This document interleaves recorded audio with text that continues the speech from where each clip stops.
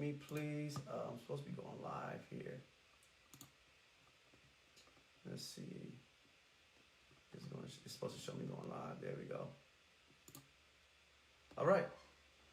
And we should be good to go. All right, all right, all right.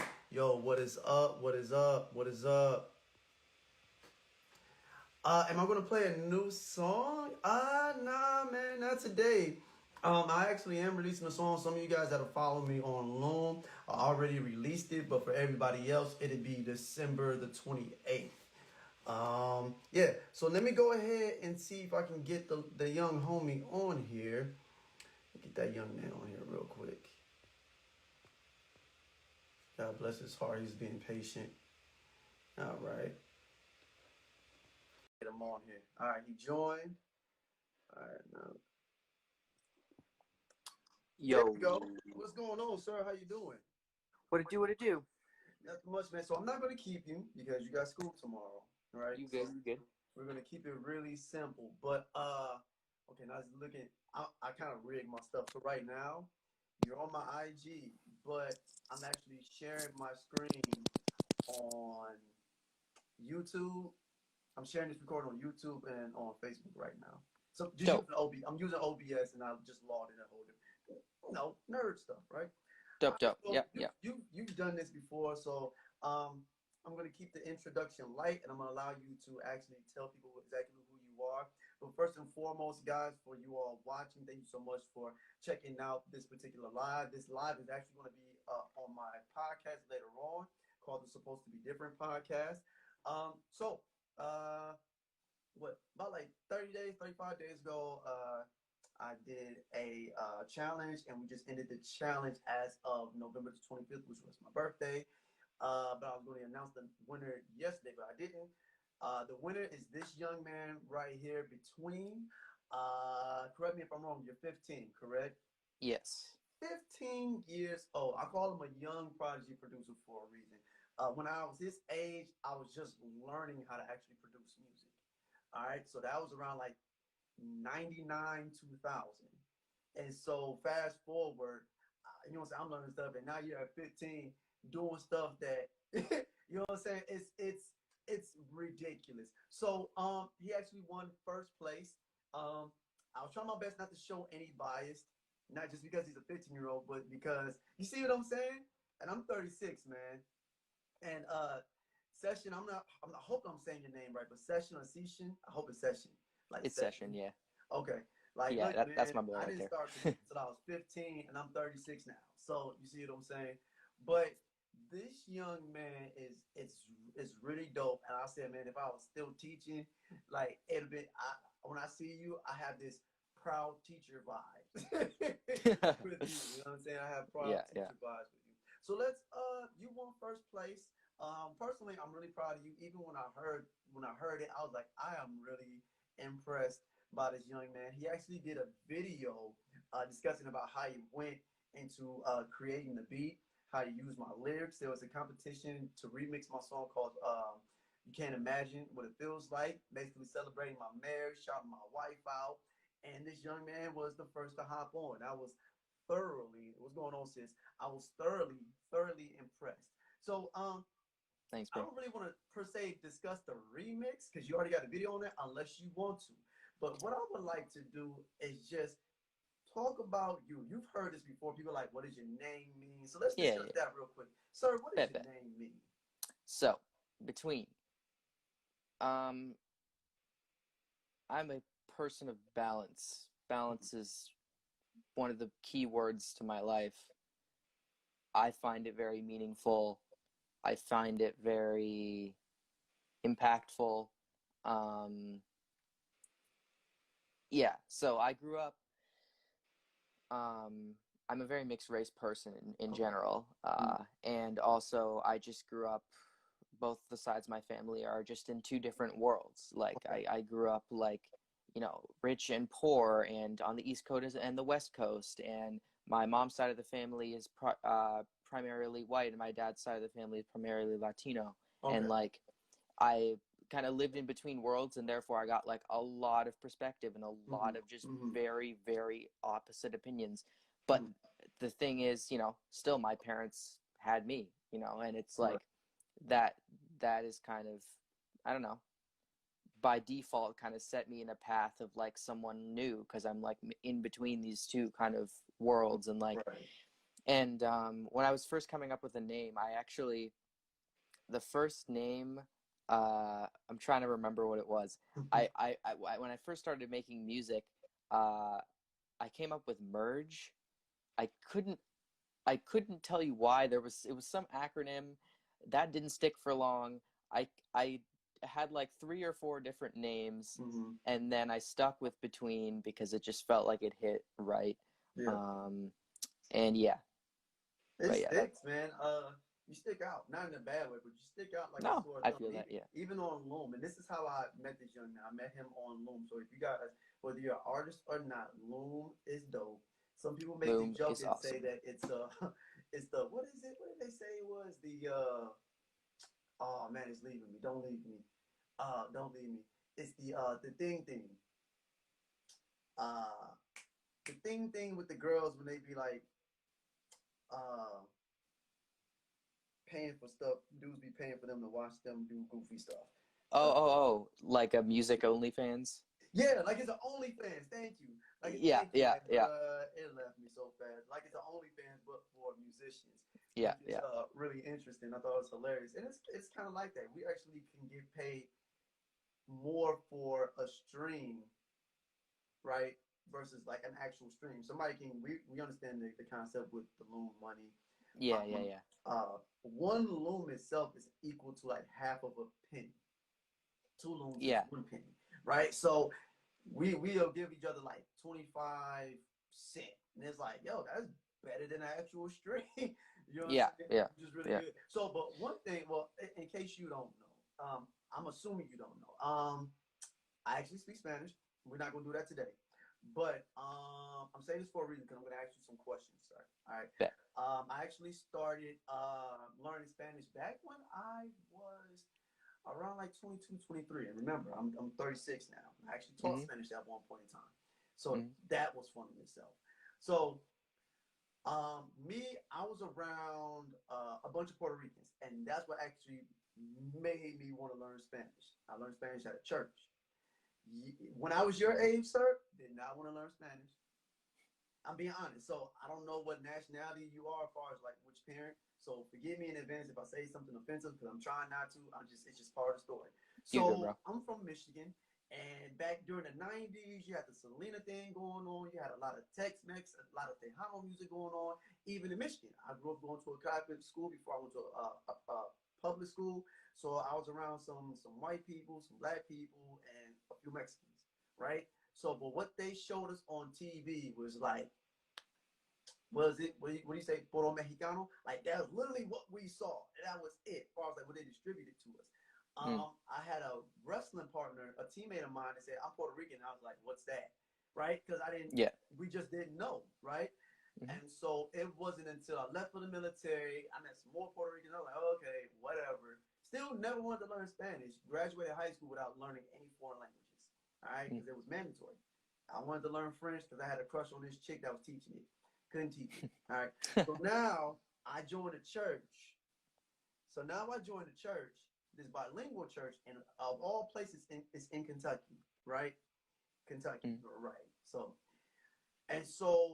the pastor, him and his family, minus his wife, they're Puerto Rican. The wife is Cuban, and that's how I got my start learning Spanish. So then it gravitated me into like learning different things as far as like Latin culture, Afro Latino culture. It just what the heck, basically. So with that said, sir, this is the reason why I wanted to ask. So I Mm. can be more mindful of certain things if we dive into that portion of it. I don't know how late you can stay up, so I ain't trying to keep you up late. So what nationality is the parent that's of like Hispanic or Latino descent? Yeah. So my dad is, or well, my grandpa on my dad's side grew up in the DR, Oh, and really? yep, yep, yep. I would not have guessed that, sir. Bro, no one can guess. No one can guess, I would dude. not have. But you know what? But you know what's funny? This may be stereotypical. Nah, bro. Yeah, No, I totally get it. is it all right if I say your first name, your government is okay? Yeah, you good. Okay. This man's first name is Raphael. I've never met not one Puerto Rican. I'm pretty sure there's Puerto Ricans with this name, but I Yeah, have yet to meet a Puerto Rican with the name Raphael. exactly. Yeah. So I got a homeboy.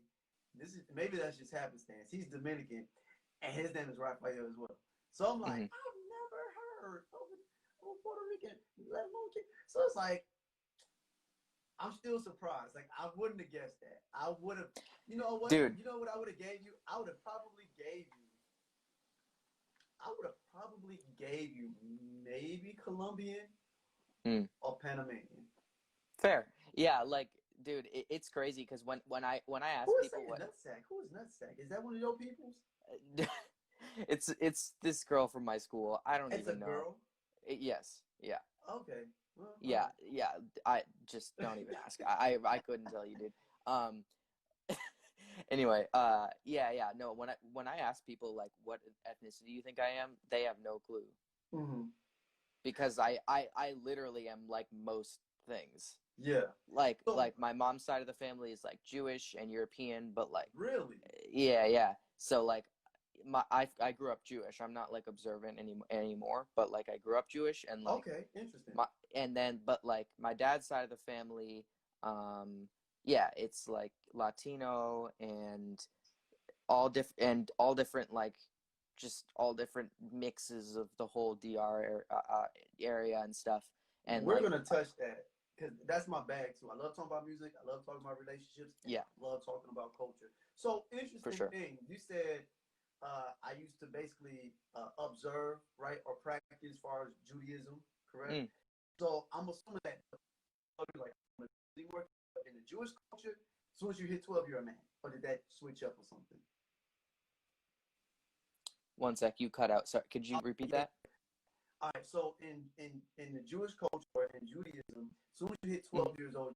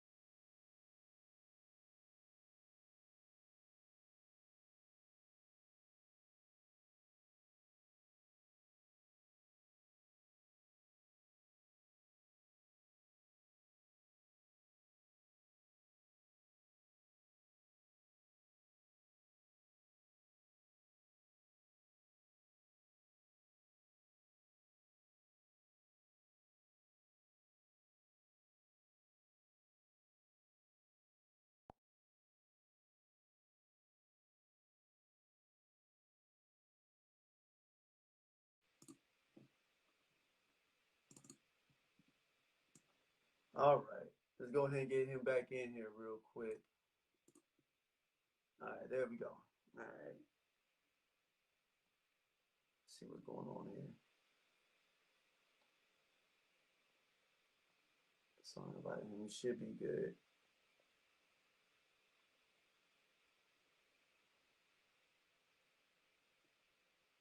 Okay. I don't know what's going on. It's like they don't want him. They don't want him to be great. They don't want this young man to be great. I don't understand what that is, but they don't want this young man to be great. There we go. Yo, yo, yo. Yeah. That the same thing happened with you on Scylla, right? That's what I was like, dang, okay. Yeah, yeah. I don't know. They won't let they Stuff won't let whack. they won't let But they won't let you be great. Did you get my question though? yeah, yeah. So Okay. yeah, so I still like I'm just not as observant as most people. Like me and my mom, we still celebrate the major holidays and whatever, but we just uh, we're not super observant. But I'm still a part of the community, and I think the main thing that how Judaism has impacted my life is Mm-hmm. just like sense of community and just like humor, which is kind of weird because like I grew up Mm-hmm. in this like community of a lot of just like super forward thinking like young Jews who, yeah, it was just like super loving community. And like Yeah. I don't know, they taught me a lot about just like, I don't know, having fun and I don't know, being in a big community and kind of living, they a lot of them were quite into like um, climate change and all of Okay. that kind of stuff and like living sustainably and stuff. So I learned a lot about that. And I had a bar mitzvah when I was 13. Really? Okay. Yeah, yeah. And that was hard, dude. Oh, that was hard. But So yeah. did you have to learn? Uh-oh. Did you have to learn certain things during the Oh yeah. bar mitzvah? Okay. Yeah, yeah. So I have to read out of the Torah, which was difficult because it's like you're first of all you're reading from right to left instead of left to right. Right. I Second tried of to pick all, up Hebrew, and I said I can't do it. I gave up. yeah, what's funny too is when I was first learning it, because I went to Hebrew school when I was like when I was in like first grade, Mhm, and I was really slow at learning how to read, mhm, and when I was first learning how to read English, like and also Hebrew, mhm. when I like that for that first like couple months, I was better at reading Hebrew than English Really? because my brain works much better going from right to left instead of left Mhm, to right. And mhm. also Hebrew, the way it works is all of the characters you see are all consonants, and then all the little dots and squiggles and stuff are vowels. Yeah, And in my mind, that just made so much sense. yeah. Nah, So that's I gave interesting. up. I did. Yeah, I tried like maybe like a year, no, a couple years ago. I was like, yeah, I'm gonna really learn Hebrew. And I was like, ah, I figured out later on in life, maybe I don't know. yeah. So your name just outside of music, just you as a person Mm. that fits your name in between because as far as like the Jewish aspect and then the Dominican aspect and um I'm low key a bit of a history buff, so I understand like Dominican history. We're not gonna go and dive into all that because Yeah, yeah. in reference to Haitians, we ain't gonna get into all that. Mm. Just know I know. So all that history, all these different things. But let's talk about the nice stuff within like the Dominican Republic, right? Now your dad is originally from the DR, correct? And then he moved here to the States. I Oh, this is your I granddad. he didn't. My granddad is really originally from the DR. My Okay, dad grew up there for a couple of years, I'm pretty okay, sure, but he was born in the United States. okay, okay. So, but for the most Yeah, part, culturally speaking, you were like literally raised to be a Dominican and a Jewish person simultaneously. more a Jew than a Dominican. Really? Yes. I'm really shocked. Well, my parents split up when I was like 4, Oh, okay, okay. and I'm I sorry. live with my, yeah, no, you good, bro. No, it was a big part of my life, and I Mm, wouldn't be the same without it. So I'm grateful that my parents made the right decision to go their okay. separate ways and find their separate ways of life. Yeah, And yeah. and I grew up with my mom and my dad. I Mm, saw my dad every summer and sometimes in the winter during the summer. So I'm mm, not like as I don't see him as often, but I'm just as mm. close with him, which I'm Okay, lucky because he's done a good job at staying in touch and okay, good. all that. And yeah, but I lost my train of thought. Sorry. What? No, I'm about to help you. So, Okay. far as because we're talking about the Dominican part. So, far as you Yeah, spending yeah, time with your father, did he ever get a chance to like share some of that culture with you whenever he either talked to you on the phone or was around you yeah, and yeah. kind of like try So to immerse you into that?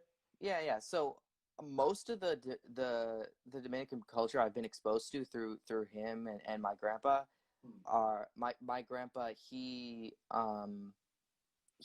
coaches professional baseball players. Really? Yeah, and for mostly for the Cleveland Indians, if you know them. Really? Oh, okay, okay. Yeah, yeah. Subtle brag, humble brag. Okay, sir. Dude, my shout out my grandpa. He's like a huge inspiration to me. He's amazing. And like, Now, did he actually play as well, or he just coaches? no, he was actually so funny. He was actually a professional jockey before he did that. Like horse jockey? Yep. Whoa. Okay. Yeah. Well, Nah. that's interesting. He is someone who if he had 9 lives, he could do 9 completely different things just because he says I'm putting my mind to it. He's Wow. And now you're telling on yourself. Now I see why the way you are. It's like osmosis from your granddad to your dad to yeah. you. Yeah. Interesting. Yeah. And so most of the culture that I've been brought up with in terms of like Dominican culture has been food. Okay. All right. And so did he baseball. introduce you to like any mangú, anything like that? Yeah, so I haven't spent tons of time with them just because it's just life is crazy. And I've grown up mostly on my mom's side to like more, but the main stuff that I have been had access to and whatever is I've went to a bunch of restaurants, and somehow I've still never been to the DR. I need to go, bro. You need to go, sir. I need to go. Get your passport. Passport is really affordable. The way and apparently going with you. And apparently I have a bunch of cousins also named Raphael for some reason. No, apparently I have at least 4, and I'm like, what? They probably go by their middle names. Like my homeboy, he goes by his mother calls him by his middle name. It's rare that she calls him by his first name. So that makes sense. Yeah. That's interesting. All right, so let's dive into the music real quick. We learned a little bit about you as far as like just who you are, why you're caught in between. Now, in reference to as an artist, as a producer, right? You kind of rap a little bit too. I heard a song when you was kind of like singing, rapping, thingy. That was just for fun. That's not something I'm looking to do. Overall, I'm a songwriter. Okay, got it. I am a producer. That the computer is my main instrument, but like, if I could, the best part of the process of just making music in general for me is songwriting, chord progressions, different ideas, rhythms. Technically, that's what you actually are. We discussed that before. Technically, you're right. You are a songwriter. Yeah, and I'm a producer. I'm a songwriter. I hate the technical stuff of producing. It's annoying. Like what do you mean? Like far as like the audio production, the EQ, the compressing? I just hate having to polish everything. I just wish I could make everything and it'd just be done. Because every time I come up with an idea, I just want to make something else and else and else, and I don't want to right now I'm working on like an EP and like 6 singles. And like I don't want to finish them because I just hate the technical stuff, and I just want to keep like being creative. You know what I mean? It's a lot of work. I actually had to. Well, I think you heard it on Loom, the Lambada song that I released. Yeah. I got the beat, and I actually had to do some audio. I had to do the polishing. Pause. I had to do the polishing of, you know what I'm saying. Shout out to Sammy Long. Like, the dude is dope. But I had to like add EQ to his stuff so all my stuff can sit a certain way, and so I get it. Like, it was easier because I didn't have to make the beat. It'd have been way harder me making the beat, EQ and compressing, adding all these effects to it, and then mixing my stuff. So I understand where you're coming from, sir. Yeah, and it's also it's a lot of work. And also like I make EDM, and like that stuff is time. It's just time.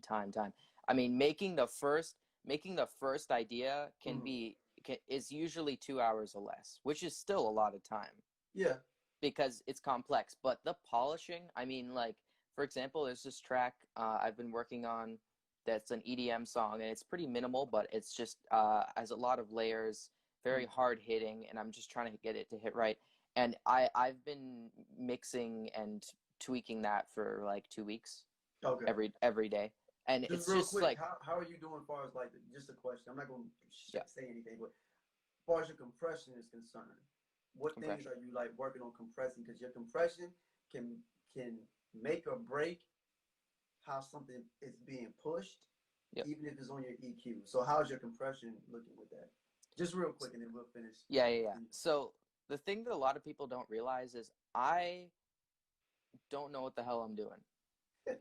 Oh, really? Well, you could have fooled me, sir, because you're doing an awesome job. See, this is the thing is like I kind of know what stuff does, Mm-hmm. and like I know how to use stuff just from like YouTube, but I haven't been to no professional stuff. I've learned all of this just by like messing up over and over again, Yeah. and the YouTube. I Mm-hmm. mean, like, and also just like, yeah, just that's about it. And definitely like people on Loom and Yeah. people I've met. But in terms of compression, like most of the time, I just use like the Logic stock compressors. Okay. My go-to compression if I really want to just get something like sparkle something up and get it to really just like hit right is OTT. I don't know if you Okay. know what that is. Nah, for school they introduced us to Logic. I use Fruity Loop and I use. Oh, well, you know you're getting Reaper, right? You know you're getting that dog because you want Bro, to. You I'm get so it. excited. I'm You so get excited. so just real quick. Every dog, I found this out recently actually, which is that every dog has a different sound, and I was like, Mm-hmm. what the heck? Mm-hmm. I did not know that. Mm-hmm. To some So degree. yeah, Yeah. so Reaper is gonna sound slightly different in comparison to like Logic, but it's still Mm. based on how you mix your music, right? As long as you Yeah. still mix it a certain way, you're gonna get what you have in your head, what you're working on. You're gonna get it, and you're doing a good job, man. I actually only use Reaper for audio, Hmm. but you can use it to make beats as well. All these different dogs, you can use it to make music as well. Like they have a piano roll and all this nice pretty stuff. Yeah. Their stock stuff is kind of but you can add other VSTs to it. So, but yeah, just on your free time, man. If you want your stuff to pump a certain way, actually, I don't know why I'm saying this because I think your stuff is amazing. This is the weird part. So I'm like really shocked. But Yeah. I would advise checking out Devon Terrell. You know he's on Loom, but check Dude, out Help Me Devon on his YouTube. He trust me. talks about how I've been running all that stuff up. Trust yeah. me. I So as soon you'll as I get it, saw man. he was doing it, yeah, no, and I like it's not like I guess I more feel like I don't know what I'm doing than I actually do. I But you're realize doing a good job sometimes. to not feel like Thanks, bro. Thanks, bro. you're doing an amazing job. You could have Thank you, fooled bro. every single one of us. Seriously, he's like, no, you're stop it. You're lying. There's no way. You're doing an Dude, awesome job, man. For real, thank for you, real. bro. But like I want you to understand that like I have like for example, like this track before it's going like all audio engineers are gonna kill me for this, but it's going the track is going into the master at plus 6 dB. Why are you doing that, sir? What about headroom? What do you? You don't want to Go know why ahead, I go do ahead. I'm that? listening. Go ahead. Go You ahead. want to know why I do that? Because I'm Why, lazy. boy? And I know you're gonna be like stop, but I swear to Yeah. God, dude, I swear to God, dude, it works for me. I don't know what to tell you. I'm definitely wrong. I know, you're about to yell at me, and I understand why. I No, understand, no, I'm but actually not. because the whole thing of like part of my sound is that I smash everything to the master and compress it really heavily. Okay. So what I was going to say is there's this thing called the loudness war, and over the decades, I would say they kept raising the volume up more and more and more and more just to get people to listen. So Mm, I actually mix my stuff a certain way. Like I try to stay underneath -6 dB because when you're sending it to YouTube and Spotify and all that stuff that yeah. right. But if you're mixing it a certain way, so you're mixing it in a way that they're actually talking about in reference to the loudness, where it's almost like everything is like up front in your face, so to Mm, speak. But the way you're mixing it, you're still creating distance, mm, right? In yeah, or depth. yeah. So I'm kind of like that's I'm like, no, I'm not going to yell at you because one, I'm really shocked because it doesn't sound bad at all when you're doing it. Even when you did my remix, wait. So when you did my remix, you just left it at whatever dB and just left it Dude, like that. I, I don't. So a part of my literal sound design, how I make my sound tracks sound the way they are, is that I obviously try not to get it smash it into the red too much before I master it. The red. Yep. Continue. I'm sorry. Continue. My No. mind is like, boy, what are you? Go ahead. No. No. Yeah. No. And I know EDM producers are insane, and I have my stuff hitting way too hard, but it's a style of production where you purposefully get stuff going way too far, and you good, and you basically use that like signal going into the master to compress everything together and make it super tight, and like, and also you get a sort of crunch to the low end because it's so, and like that's like a part of my sound, and like, is it right? No. Do I love it? Yeah. I do. Am I going to keep doing it? That's your own style. Yeah, So but the funny thing too is that a lot of EDM producers do the same thing. Really, but see, I'm not. We're gonna touch that. I didn't really get really. I guess. Okay, random question, because I'm not really into EDM and stuff like that. Like, that's not my thing. My thing is R&B, hip hop. For sure. But respect. EDM is dubstep like a derivative of that, or did it just that's the all encompassing thing? All these different styles. All right, let me break it down for you. EDM is electronic dance music. Got it. Within electronic dance music, there are plethoras of subgenres. The main ones that I see are bass music, which is referring to mostly it can be slightly melodic, but like stuff like dubstep, or bass house, or like super dark drum and bass. These are all things that they have some melody, but a lot. So it can either have a little bit of melody and be pretty dark sounding, or it just has it doesn't have any tonality. It is just sound, and not a lot of people wouldn't consider it music. I think it's crazy. I used to hate dubstep. I used to think, why would anyone listen to this? And then I started producing music, and I got this huge appreciation for it, because I was like, and when I tried to produce it, because it is the hardest genre I've ever tried to make, and I don't think I'll ever be able to make it the way these pros do, because it's so difficult. Yeah, it's ridiculous. And the other thing you got to realize is when you watch these people make this stuff, it's like they purposely have everything clipping like heck. Really? Purposefully. Doesn't Deadmau5, doesn't he do dubstep? Oh, Deadmau5, he does, no, he's more like deep house. He's house music. So house music is 4 on the floor kick. Yeah. Right? I grew up listening to some of that. Yeah. Deadmau5, he's like tech deep trance house. Let's see. Do you know who Marshmello is? I've heard of him. Have you heard any of his music? Nope. All right. I'm trying to think of other. Do you know who Martin Garrix is? Nope. I'm trying to think of some artists that you might know, so I can kind of place them in the spectrum. Do you know who Skrillex is? Yeah.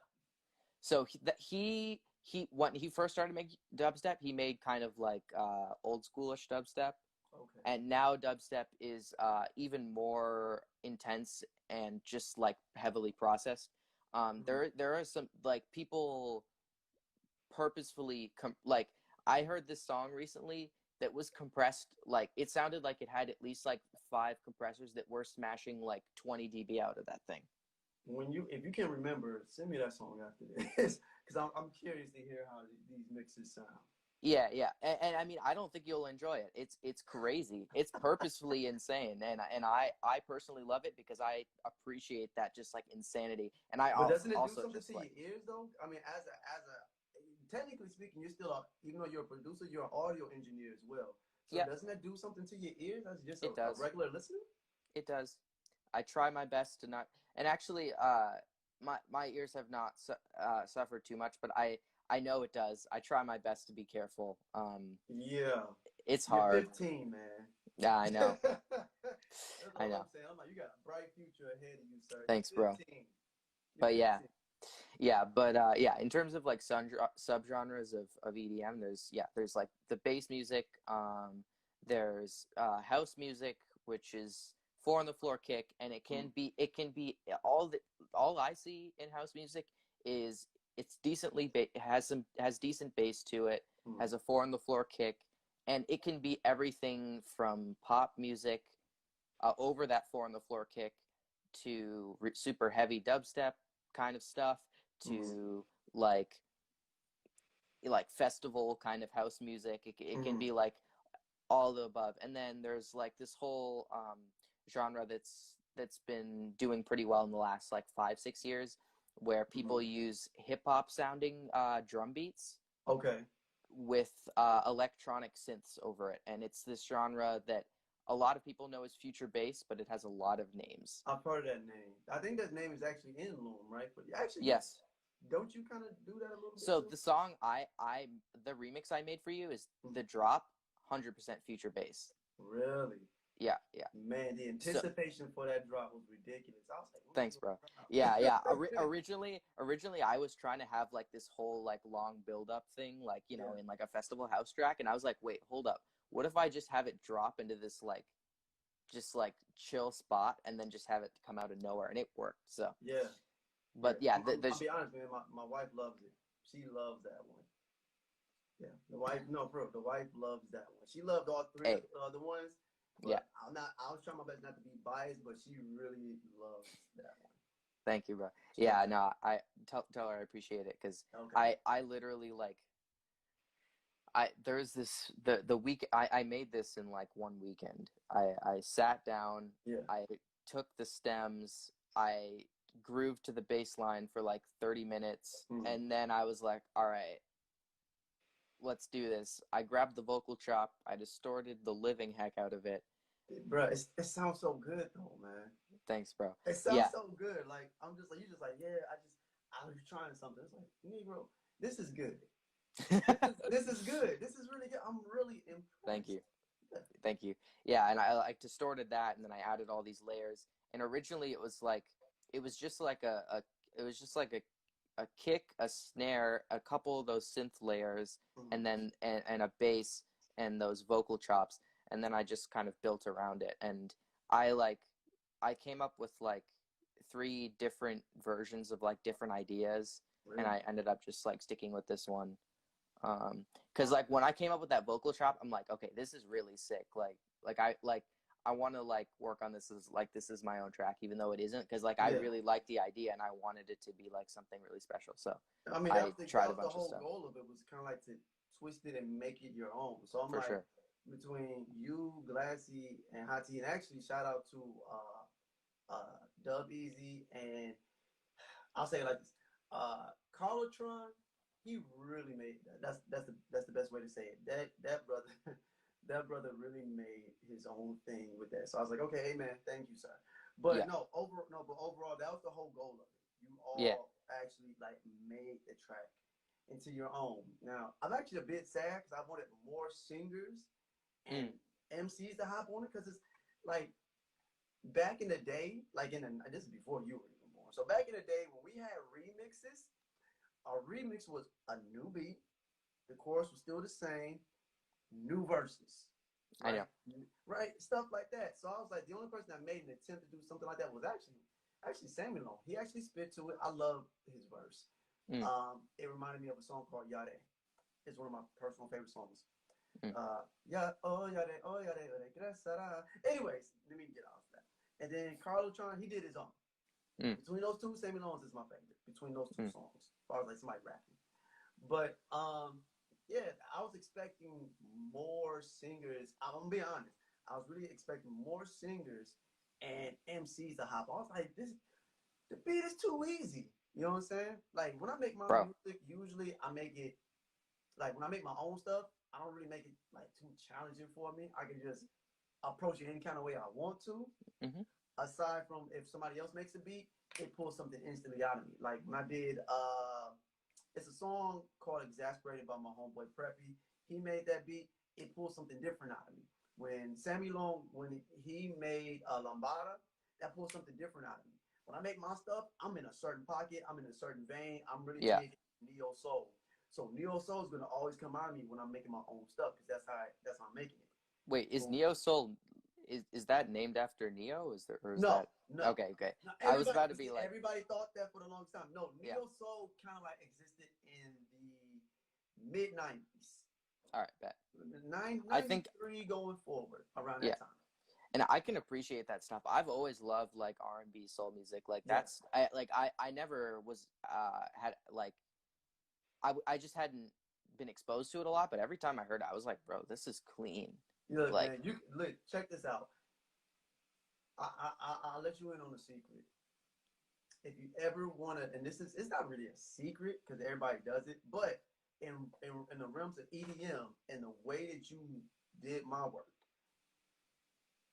sample some R&B, sample some old school 70s, 80s, 90s R&B. If you start messing into the 2000s, it'll start to sound a certain way.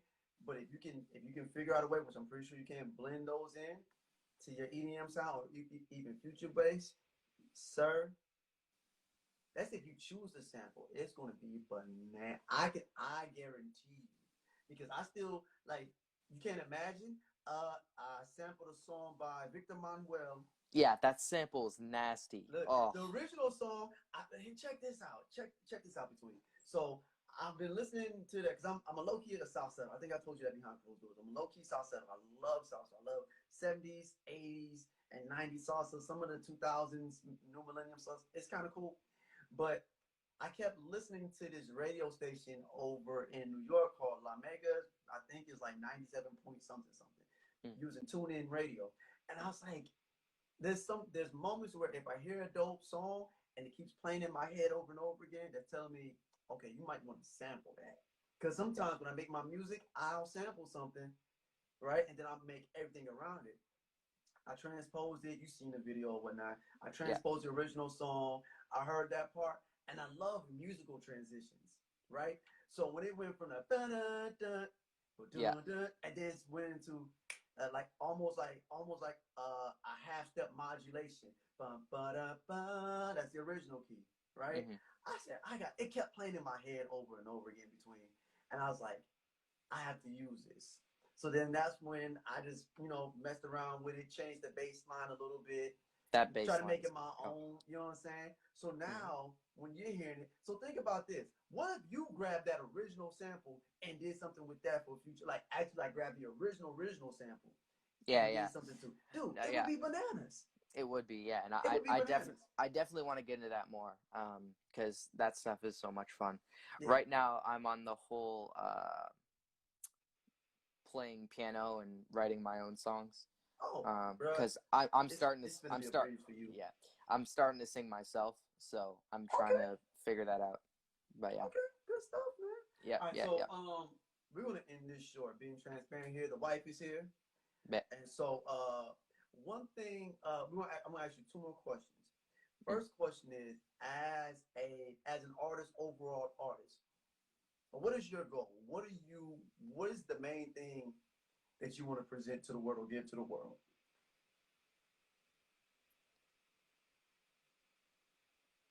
I'm trying to put this into words. Nah, you good. You got it, man. What's going on, fam? Sorry, my cousin hit me up. You good? Um, I don't want to make it too long, but there's not a short way to explain it. No, go ahead. You got it. So, I want to present to the world a way of living, Mm-hmm. not just some music, not just a brand, Okay. not just some colors that I use often.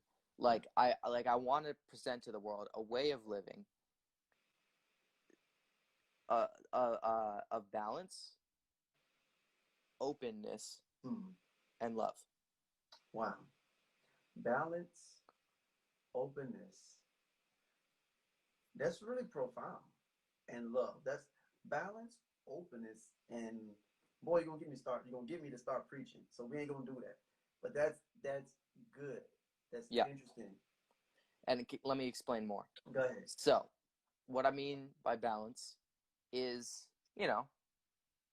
I feel like the more years in life I live and the more experiences I have, the more I realize in every situation, you can't just go to one extreme to get a solution. If you go Okay. to one extreme to get a solution, you might get some solution, but at the end of the day, it ain't gonna be it. Question, sir. So are Yeah. you saying don't really put all your eggs in one basket? Is that what you're insinuating? So think of it like this: if I'm sitting here, my mom walks in and starts talking to me and realizes I'm on an interview. Mm.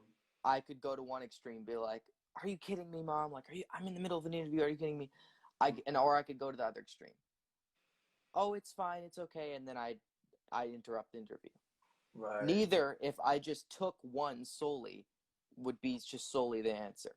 You Yeah. got to find a balance. I could be like, "Hey, mom, thanks for checking in. I'm in an interview. I'll talk to you in a minute." Yeah. That's But being wise. That's using wisdom. exactly, and that way of living is, yeah. So that's one of the parts. Not choosing just one, because a lot of people, as much as it seems like that can be like the easy thing to do, and as much as it can seem like it can work, it's never the answer. And you can apply that to a lot of things, I think. Yeah. And yeah, second thing is openness. If you're, I personally, I've lived completely open and completely closed. Okay. Meaning I have lived sharing personal experiences, um, sharing connections, Yes. experiences, and I have lived completely alone, afraid, and not willing to share anything. Got it. I've lived both ways Mm-hmm. Mm-hmm. for periods of time long enough to learn the lessons of both Yeah. to some degree.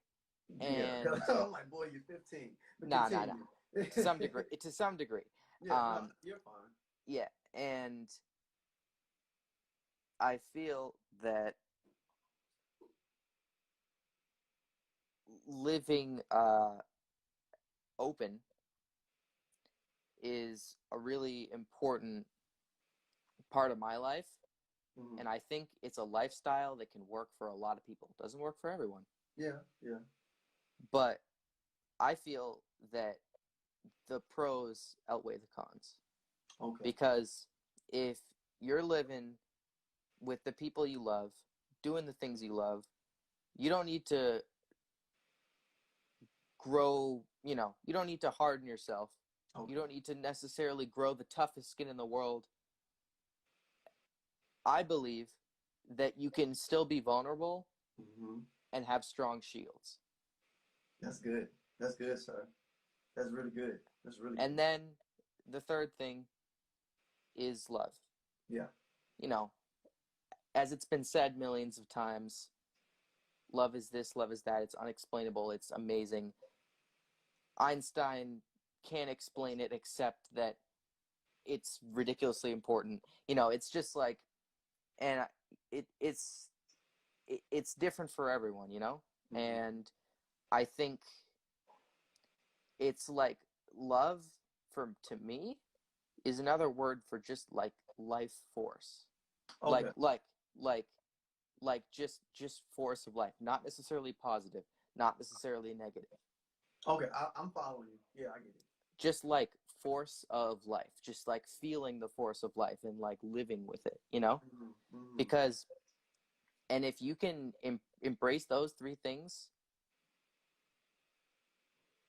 not saying it'll be easy, not saying you're gonna get it like that. I'm sorry, excuse my language. No, you're good. I that's my goal, is to live like that. Okay. And if people want to, try to live like that too, I'd love to show them what I've learned so far. Yeah. Yeah. Because for me, like, and that's like those three things is what I feel for me is the meaning of my life. Yeah. So yeah, I This think this I is think good. that's pretty much what I'm saying. This, sir, that's good. All right, we're gonna go ahead and end this, but I'm gonna say this. I'm pretty sure you've already heard this before. Yeah. You're a dev. You already know you're going places. You're going places now. You've been places, quote unquote. But as long as you keep that philosophy, because essentially It's dealing with you being not fake, not having a fake humbleness, but you're able to balance yourself to where it's like, okay, I can walk around with a big head, but I'm gonna balance myself for my own sake. Almost in a sense to say, so I don't destroy myself. Because essentially, before you can love anybody else and do all this other stuff, you have to love yourself. And you're talking a certain way, which plays back to a golden rule. Like, hey, do I want what I want somebody to do me like that? And that, right? Sir, as long as you continue to have that mindset and operate in that philosophy, oh man, the moon is just the ceiling for you. And I'm being honest with you. The moon is just the ceiling. There's people that say that it's your talent that gets you there, but it's your character that'll keep you there. And we've seen that in all different types of genres. People with gifts and talents, but their character, right? Their character and their conduct starts affecting their careers.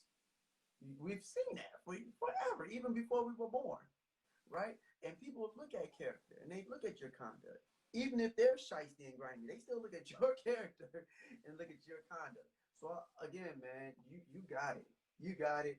If I was still teaching, this would be like a good teacher moment because I would really have nothing to teach you, just something to add on to what you already have.